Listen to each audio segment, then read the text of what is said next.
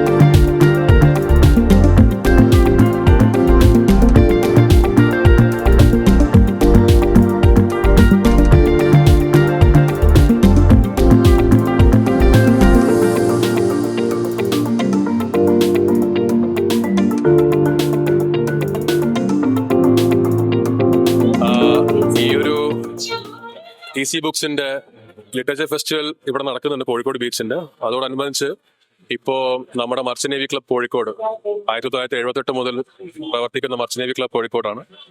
എൻ്റെ പേര് ക്യാപ്റ്റൻ അരുൺ, ഇപ്പോഴത്തെ ക്ലബ് സെക്രട്ടറിയാണ്. അപ്പം മർച്ചന്റ് നേവി ക്ലബ്ബ് കോഴിക്കോടും അതുപോലെ ആർക്കിയോളജിക്കൽ ഹെറിറ്റേജ് ഗ്രൂപ്പും കൂടി ഒരുമിച്ച് നടത്തുന്ന ഒരു പ്രോഗ്രാമാണിത്.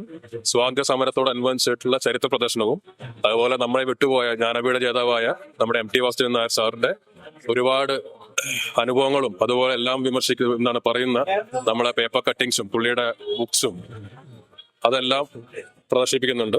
24, 25, 26 അതുപോലെ നമ്മൾ അത് മാത്രമല്ല, നമ്മുടെ റിപ്പബ്ലിക് ഡേന്റെ അന്ന് തന്നെ വന്ന ന്യൂസ് പേപ്പേഴ്സ്, ഒരുപാട് പഴയ ന്യൂസ് പേപ്പേഴ്സ്, നമ്മളൊന്നും കാണാൻ പറ്റാത്ത ഒരുപാട് കളക്ഷൻസ് കയറിയ ന്യൂസ് പേപ്പേഴ്സും അതുപോലെ ഓരോ വാർത്തകളും കോയിൻ കളക്ഷൻസും ഒരുപാട് പഴക്കം ചെന്ന ഇന്ത്യയിലെ എല്ലാ കോയിൻസും എല്ലാം നമ്മൾ പ്രദർശിക്കുന്ന രീതിയാണ്.